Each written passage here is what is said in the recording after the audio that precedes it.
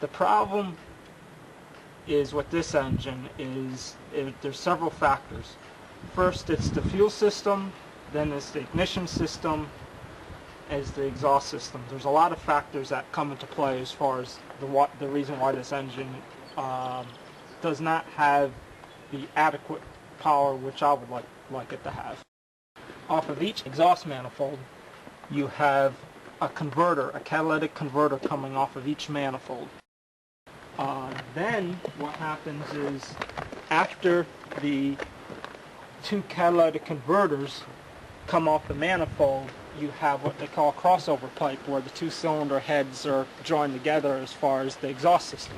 And then you have another catalytic converter underneath the car, midway underneath the floor pan on the passenger side, the front passenger side. There's three catalytic converters basically going into a, I believe, between 1 3/4 to 2 inch exhaust pipe.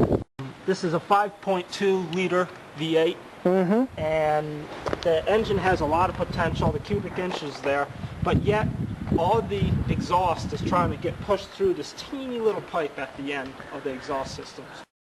Starting in 1983, Chrysler came out with a new ignition computer system called a lean burn system, which is basically this unit here on the side of the intake manifold. The computer has a tendency to advance the ignition too much.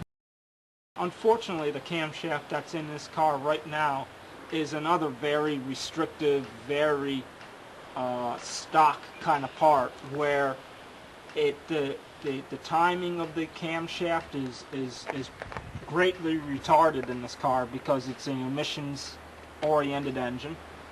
And then if you take into the factor of the retarded timing and also the other factors as far as the ignition and the carburation and the exhaust, then again you got all these factors stacking up on each other, and when they all add up, you got no power.